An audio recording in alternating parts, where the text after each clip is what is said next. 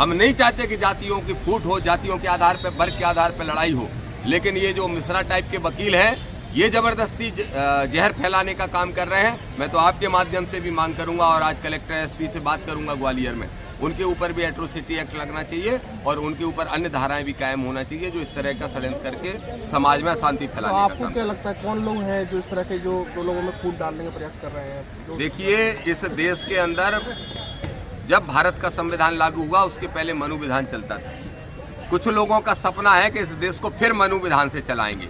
वो शेख चिल्ली जैसे सपने देखना बंद कर दे। किसी भी कीमत पे ये देश भारत के संविधान से चलेगा जो बाबा साहब ने लिखा है, मनु विधान से नहीं चलेगा। बाबा साहब को तक झुठलाने का दुस्साहस करने वाले लोगों से भी कहना चाहता हूँ, आसमान की तरफ थूकने वाले ये क्यों भूल जाते हैं कि थूक उन्हीं के मुंह पे आके गिरेगा। कौन लोग हैं वो? मैंने बताया ना, कोई मिश्रा वकील है, मैं ठीक से तो नहीं जानता, लेकिन निश्चित रूप से उसका कोई ना कोई संरक्षक दाता भी होगा। पीठ के पीछे, पर्दे के पीछे से लोग संरक्षण देने का काम कर रहे होंगे। तो क्या से भी मिले और उनके पूरे परिवार से मिले और गांव के लोगों से मिले। सबके मन में भारी पीड़ा है और इस बात की नाराजगी है कि एक तो उस पीड़ित व्यक्ति को उसकी मर्जी के विपरीत ही डिस्चार्ज हॉस्पिटल से कर दिया गया, जबकि वो व्यक्ति अभी चोटिल है, अभी इस हालत में नहीं था कि उसका डिस्चार्ज किया जाए, तो जबरदस्ती डिस्चार्ज कर दिया गया।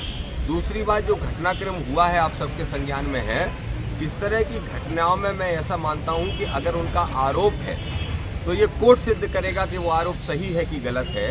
इसको कोई और सिद्ध ना करे, इसको पुलिस सिद्ध ना करे, इसको कलेक्टर सिद्ध ना करे, इसको डॉक्टर सिद्ध ना करे।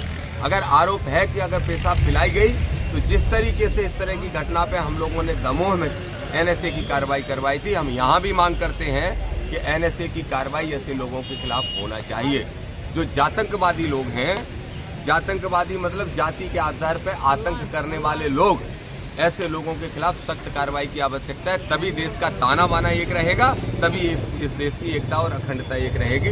तो आज हमने पीड़ित परिवार से भी मुलाकात की है और आपके माध्यम से एसपी से कहना चाहते हैं, कलेक्टर से कहना चाहते हैं, तत्काल प्रभाव से NSA की कार्रवाई कराइए।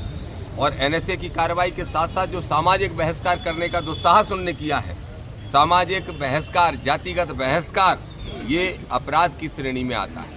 जिन जिन लोगों ने इस तरह की वीडियो डाल के और ऐसी मांग की है, उन सब के खिलाफ भी कार्रवाई होना चाहिए।